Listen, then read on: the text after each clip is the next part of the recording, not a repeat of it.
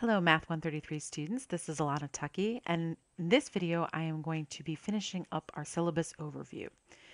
So we have seen in the previous videos, we have seen how to get a hold of me, what kind of material is covered in this course, what things you have to buy. And then in the second video, we saw the all-important how am I graded, how do grades work in this class, what are the assignments I have to do, and what are the instructions for those assignments. So now we're just going to pick up some odds and ends. So the first thing is just to remind you all of the absence policy for a face-to-face class, which is that you are expected to attend all class meetings. It's sort of like a job. You arrive on time, you stay until the end, you do not leave, 20 minutes early because you feel like it. We do a variety of in-class activities that involve other students, group participation, working together, and therefore you cannot make that stuff up. So if I have participation points that day and you're not there or you decide to leave, you could lose out on those points, or I could remove those points from you if you were there for some of it and chose to get up and walk out. Of course, if there's an emergency situation, then get a hold of me after the class, text me about what's going on, let me know what happened, and we can work through that. If absence is unavoidable, the student is responsible for obtaining the missed lecture notes from another student or by watching the online YouTube video lectures. So let me talk about that for a second, but first let me finish this off. Please remember that office hours are not a replacement for class time. There just aren't enough hours in the week. So if I have 10 office hours in the week and every single student that missed that week comes to me and says, okay, can you teach the entire thing to me? That won't work, right? I would spend 2 hours teaching you that lesson, and then somebody else would come in and need 2 hours teaching that lesson again. So that's not going to happen. Also remember that you are responsible for any late assignment or any assignments that you missed, and I'll refresh that memory for you in just a second. So let's talk about the YouTube lecture videos as well as the late assignments.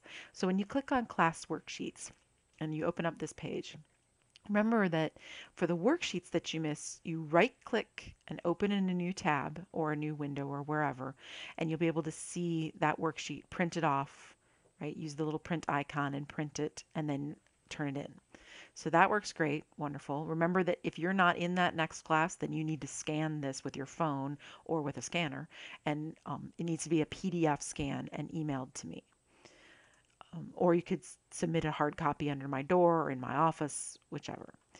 Up here, I have the playlist of all the chapter lecture videos, and this playlist will be worked on through the semester, but you can right-click and open it.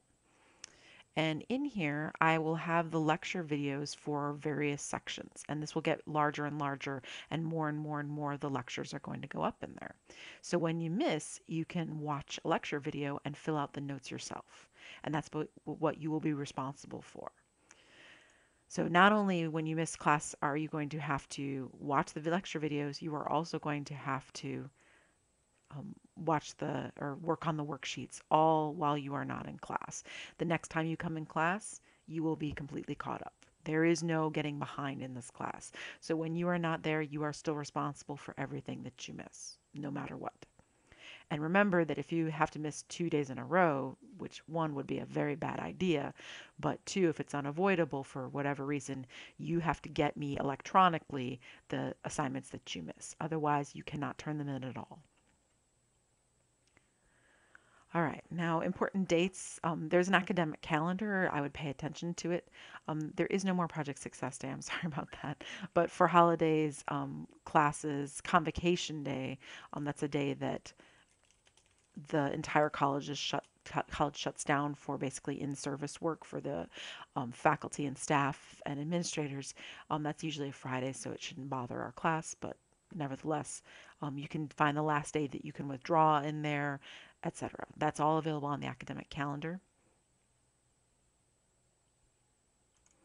And I just clicked on that link, but of course you can't do that on a paper document, but it's on the JCC website using that link, or if you're ever just roaming around the JCC website, if you click on academics and then click on academic calendar over here on the menu, you can see the academic calendar. So this can be very important.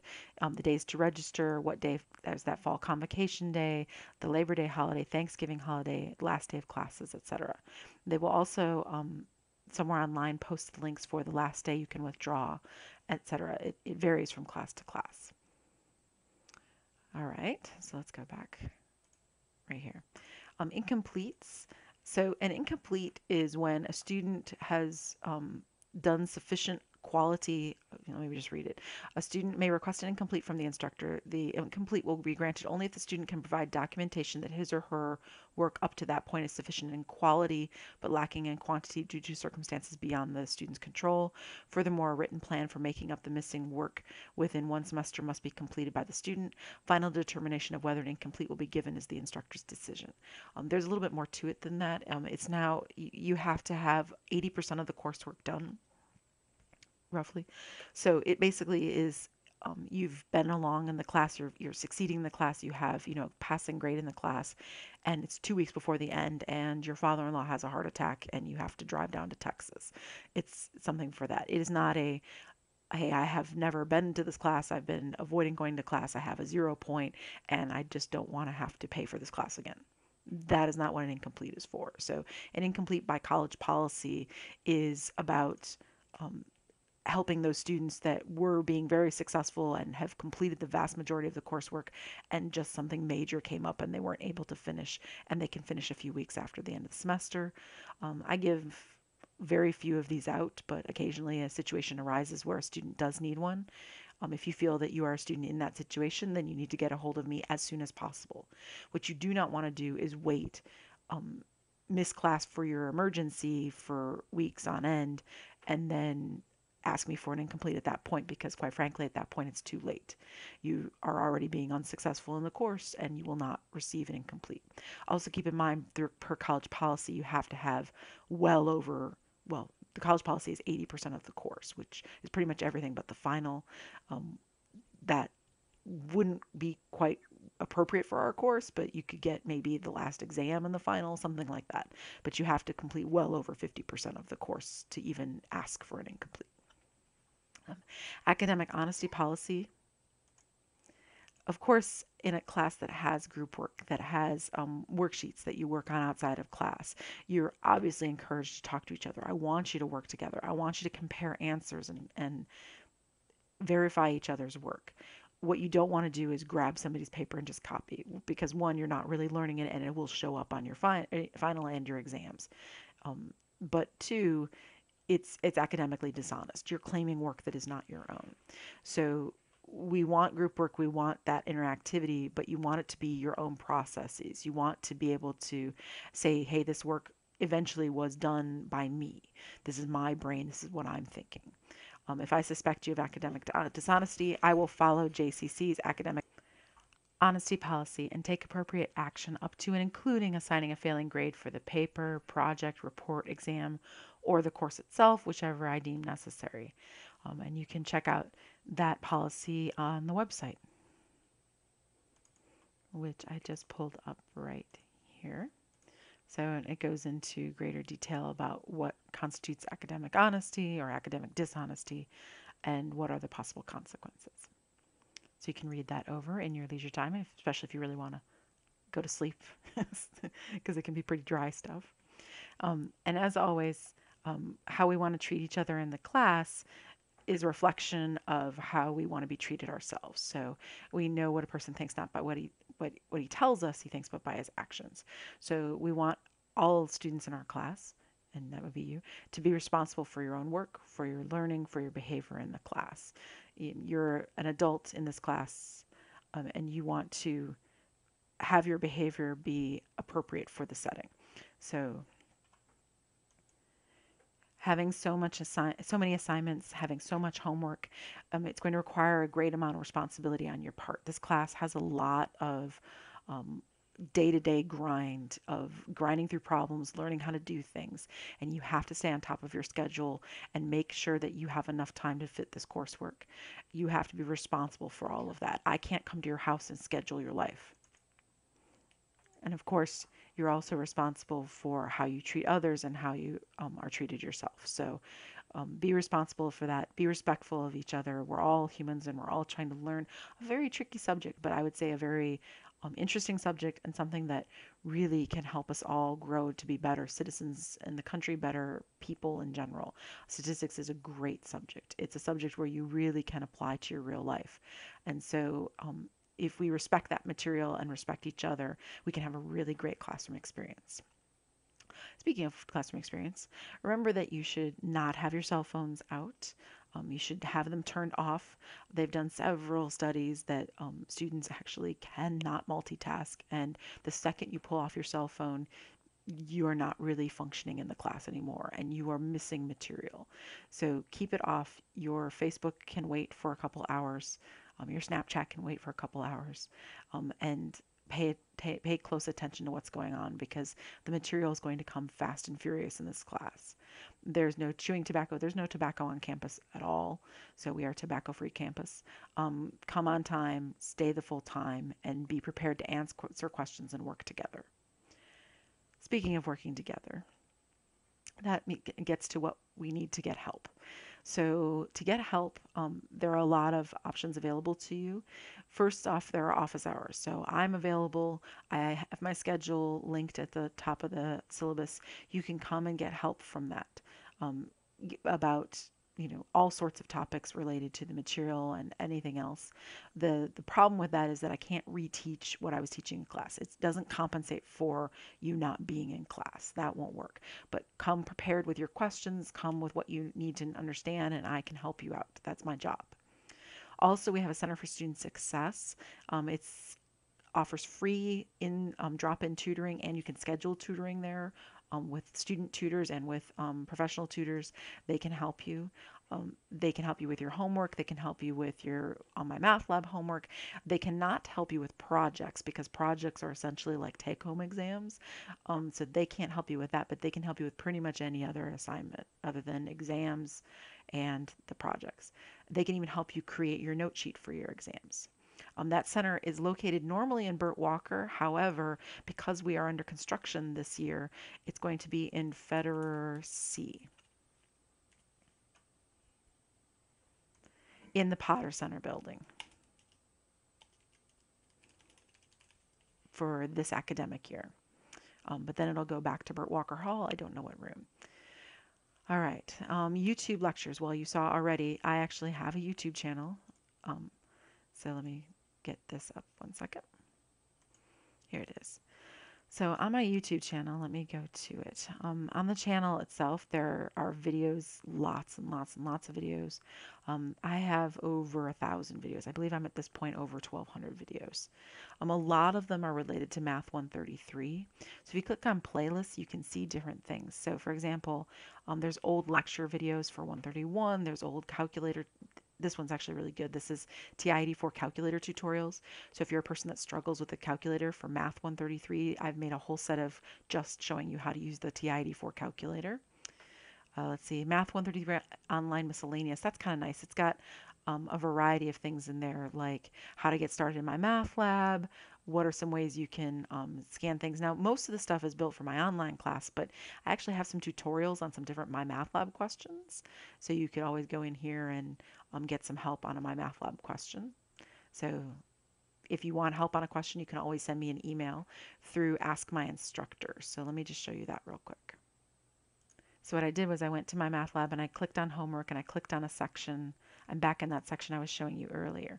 And let's say you're struggling on a problem, or let's say it doesn't seem right to you or whatever. There's this button over here for Ask My Instructor.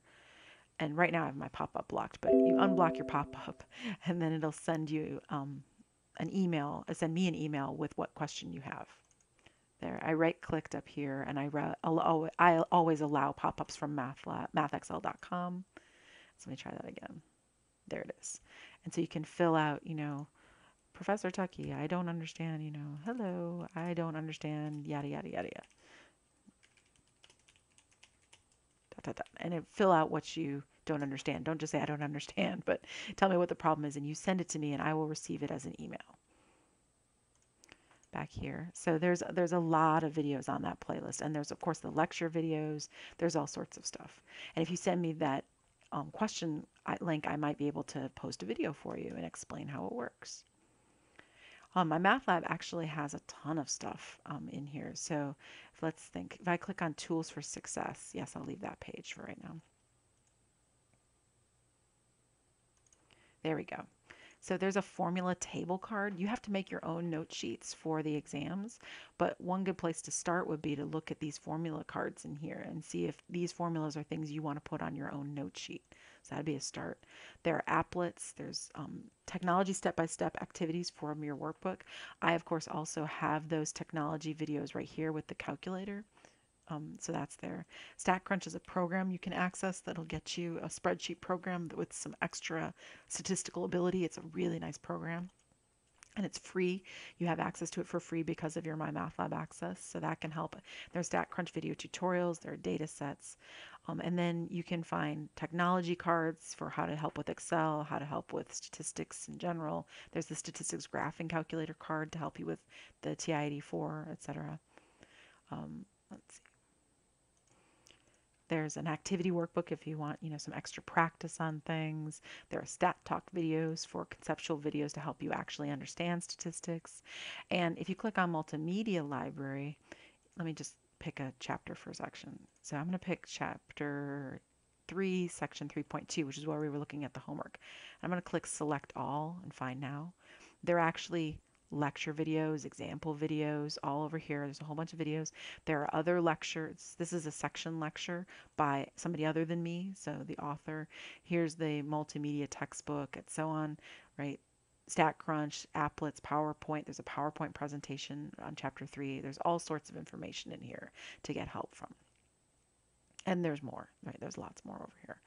So, and also if you want extra practice problems, let's say you've done your homework for a section, you did the 3-2, but you want to do more. So you can click view all chapters in the study plan and you can click on any chapter you want. So I'm going to click the plus sign. I want section 3-2. I'm just going to make it up. You can actually go to objective. I didn't. I just picked section 3-2. So you can say all objectives, or you can pick which objective you want. Let's say you're struggling with the empirical rule. There are the problems you can do. I probably only assigned one of these for your homework, but you can do any of them for extra practice. They don't count for your homework score, but they'll help you practice. So lots of information in MyMathLab. And then, of course, each other. You guys are a great help for each other. Students that succeed in this course really often have groups that they get together with, friends that they're working with, people that become friends through the crucible of mathematics, that is statistics. So I would recommend getting the names and contact info and availability of some people in the class. Don't be afraid to reach out because you're all in the same boat together. Most of you have never seen statistics before, and it can be a great class, but it can be really helpful to have somebody you can text and say, hey, what's due tomorrow? Where are we at? Do you understand how to do this stuff or that stuff? And other people, other students can be a really great resource for you. And last but not least, at the end of the syllabus, we have the tentative schedule. This is the plan for the course. Whether or not we can abide by the plan depends on all sorts of things like how class goes, what we get, what we don't get, what we need to take more time for. But this is the general gist of how it's going to go. One thing we can say right off the bat is that the exams will not be in class like this. So that'll give us a little more time to be able to cover these sections. So these exams will be removed from the schedule, and we'll end up doing those outside of class in the testing center. And so that will give us some more time to be able to breathe here to cover the material that we need to cover. All right, we are done with the syllabus. Oh, just real quick, of course, to keep up, not only should you attend class, but pay attention to those announcement emails I mentioned in the previous video. I will send out announcements about where we are, what we've covered so far, and what we're doing next week in the syllabus, or in MyMathLab, excuse me, on the announcements. So I'll send them out through email, but they'll also be on the announcements page, which let me just remind you real quick. When you go to your course home, you'll see the most recent announcement. It'll start right here, but they're long. You won't see the whole thing, so you can click the View All Announcements button, and you'll be able to see all the announcements listed out. So make sure you pay attention to those announcements because they'll explain to you where we're at in the schedule, what's coming due, what we've covered, and where we're heading. All right, that'll be the end of the syllabus videos.